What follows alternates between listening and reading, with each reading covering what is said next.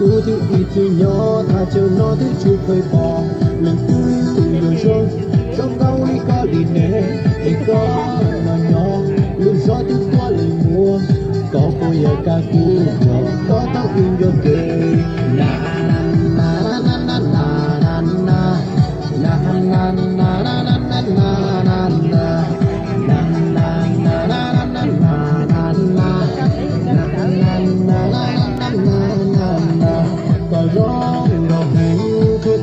có lời kia có của từ xưa từ tu đến không đi tu còn gió còn nói với của em của người tao này nữa dòng tao có của tao muốn từ từ họ nó có cho lúa tí về câu có thể của điều chỉ ok của gió nhỏ như cà tê na na na na na na na na na na na na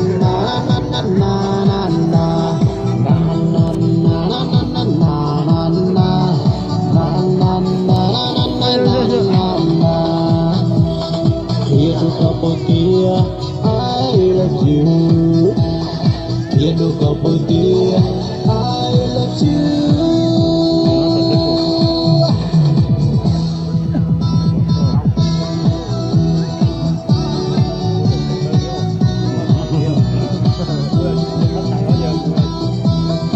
Say sưa thì mới đẹp chứ.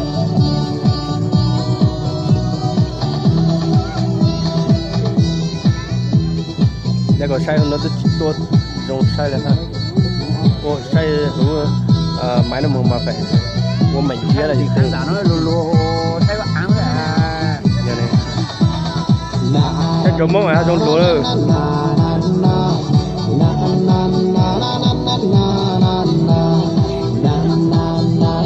Lúa đây có hai gì rồi nè. Lúa nó chân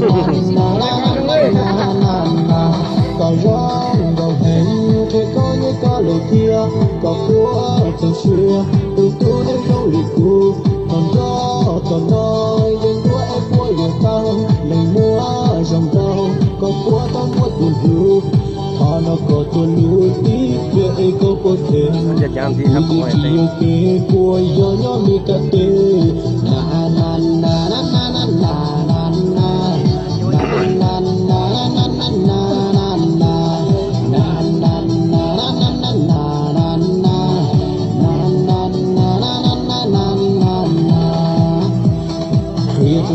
Dear, I love you. Dear, dear, I love you.